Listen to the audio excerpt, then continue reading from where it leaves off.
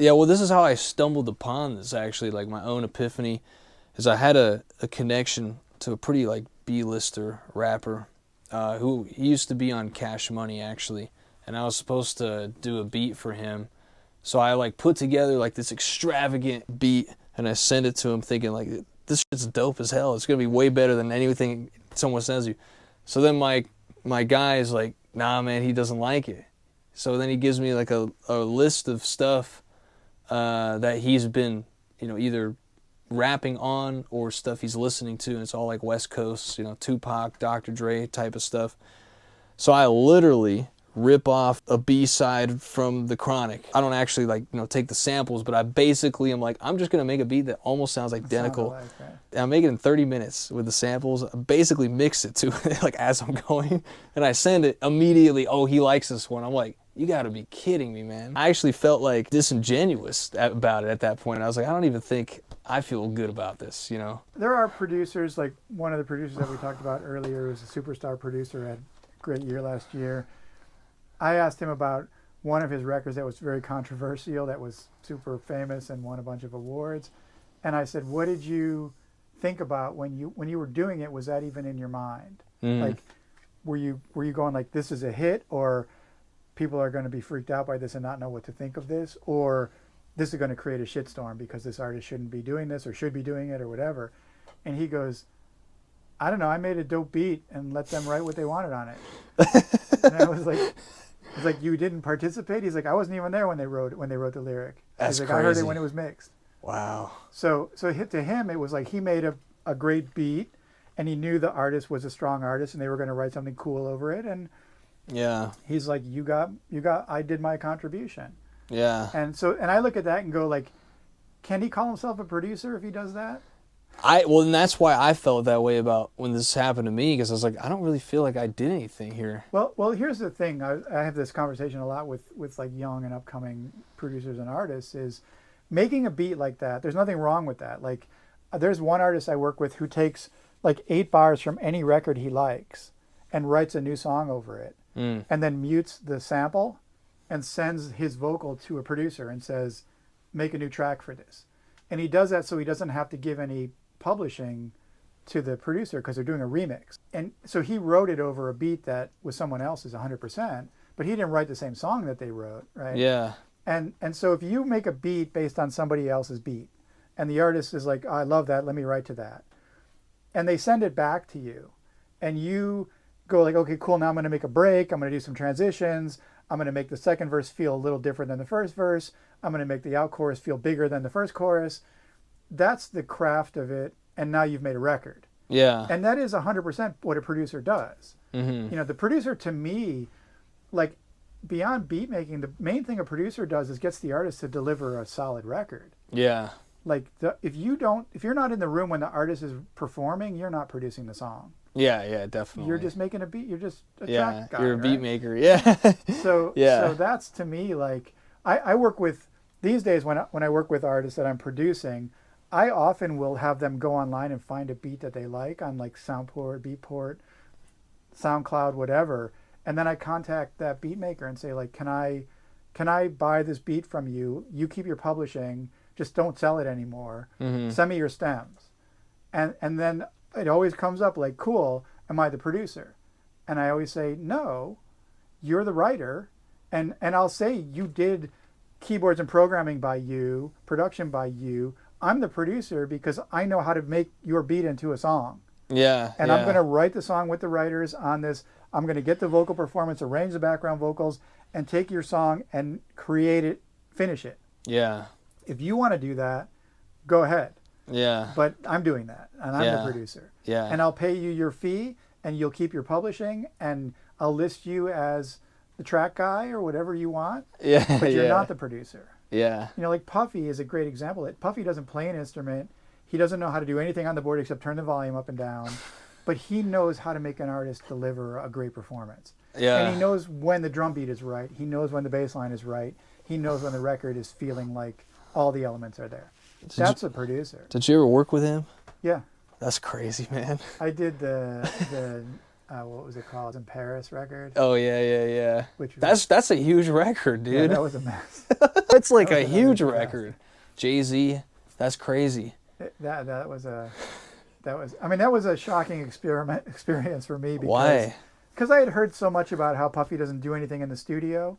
Wow. And these girls came in who were like the artists on a couple of the songs, and they came in wearing like crazy outfits, like mink jackets and high heel shoes and like crazy makeup. I mean, it looked like Vegas call girls. Not to be insulting, but that's what it looked like. Yeah. What are these strippers doing here? I hear you.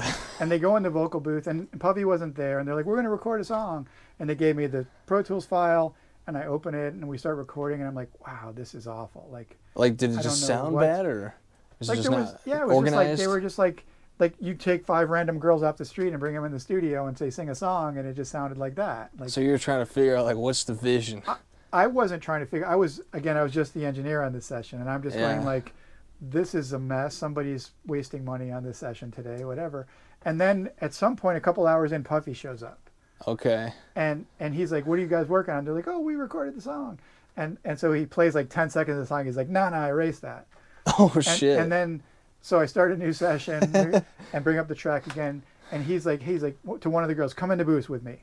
Yeah. And they both put on headphones, and she starts singing, and he starts like jumping up and down and like going like, "You got to deliver it like this, and this is, you got to mean this, and this line has to be sung like this." He's not singing her any ideas. He's just telling her. He's like just hyping her up and going like, "This record is means this to me, and the audience is going to hear this." And then she started singing like a singer. Well, that's crazy. And I was like, "Oh shit, like he just made his $1 million. Wow. Like he made this happen in 1 second." Wow. With that girl in the booth. That's so insane. And I don't get like super hype when I'm producing an artist. So I'll say to an artist like, "Hey, imagine yourself on stage, like the stage lights come up, there's 100,000 people in the stadium, and what's that first note going to sound like?" Yeah. Like do that in the vocal booth now. Yeah. Like don't think you're singing in a vocal booth on this record that's coming out of my NS10s. Imagine you're on stage in front of 1 million people, and what are they going to hear and feel from you? Wow. Every time you're in the vocal booth, and I'll say that to somebody, but Puffy made her feel that way. Yeah. Like he literally like got the adrenaline flowing in her, and she was like hyped and like delivered the shit out of it. And I was like, "Oh shit." Who would have ever thought, man? That's crazy. His talent, right? That's what he does. Wow. Yeah, I was gonna say, just on the whole Puffy thing. Did you ever expect this thing to turn out the way that it did? Yeah. Oh, actually, okay. Worse. I expected it to be worse. Oh wow. So Well, I mean, when it first all happened though, like was that like, oh yeah, that, or was it like, wow, I'm surprised? Puffy's a weird guy, and he would book Chalice for months at a time, weeks at a time. Yeah. And have like 24-hour writing camps, and yeah. And he would show up in costume. What the heck? He would put up like neon lights with his company name on it. He had to have his drinks, his sponsored drinks everywhere in the studio. Like, wow. And everything was his control. Like he would even have like a bar with CBD drinks that he had made specially for this event, right? That yeah. If you want somebody to drink, go to the bar and have my drinks. Okay. Like he was in control of everything. Okay. And he's just kind of, when you meet him, he's like a really charismatic, outgoing guy who has a lot of energy and a lot of like intention, but he's weird. Yeah. And you just look at him and you're like, there's a lot of darkness there. Yeah. And I don't. So even back then, you were kind of like picked up on that kind of stuff. Like just intuitively, not like, oh, I think this guy's up to something, but more like, oh, he's just like, this is a weird guy. I want to hang out at his parties kind of guy. Like I think he's. Yeah, because I feel like over the years, like just being in Hollywood, not to get like so off track from what we're talking about, but just there's so many of these artists that then eventually they get caught up, Or that's why they become who they are. Like they're celebrities because they're so weird. Yeah. And it just, that's the only path that works for them. I know what you mean. Same thing with Kanye. Like if he wasn't a star, he would be walking down Hollywood Boulevard pushing a shopping cart screaming at the wind. Like I'm going to say this, and I don't mean to be negative when I say it, but psychopath. Yeah. Like all these top guys. Yeah. You have to be. you have to be a psychopath to, and again, I don't mean that in a negative way, because Well, I know what you're saying, though. any politician, any business owner Yeah. has to have an ego and a pride that exceeds what you care about on a personal level with anybody else. Yeah. You have to be able to tell someone what they want to hear and make them believe it, whether you believe it or not, to get to the next level. How do you view yourself in that situation over the years? Like, Really unsuccessful at that. No. I don't mean like that. I mean more so like, do you ever feel conflicted because you're in the middle, basically? No. I don't have regrets over that, and because I don't pull the wool over people's eyes, and I don't use people to that regard, and probably to my own business detriment. So you always just feel like I'm just doing my job. And there are sessions I would walk away from. I've walked out in the middle of sessions where the scene gets really bad, and I go, I can't be here. Yeah. And there was one session I literally just got up, grabbed my backpack, walked out the door, and got in my car and drove away. Called my manager, and said, Wow. Like that's not for me. Oh wow. And but it's never stopped you from like doing this still, like over the years, seeing like the dark side of the business and that element. No, because there's enough. That's rare. I mean, you would see that anywhere. Yeah. You see that in the Ralph's parking lot, yeah. There's crazy people. There's bad situations. There's interpersonal problems with your family, with your friends, among other people. Like, shit happens. Like that's that. And in the creative world, if somebody's arguing about how loud a guitar solo should be, and they're calling each other names, like, I get it. Yeah. And I might not be in the middle of it, and I don't want to be, and I'm going to be like, hey, why don't you guys each go grab a coffee, and we'll come back in half an hour and rediscuss this, because I don't want you guys to start throwing chairs in the studio. But that's, like, understandable and expected, right? Yeah. But if somebody is tweaking or pulls out a weapon or physically threatening somebody or just way out of line with like insulting the opposite sex or making just whatever, being really rude and obnoxious to somebody, that I won't put up with.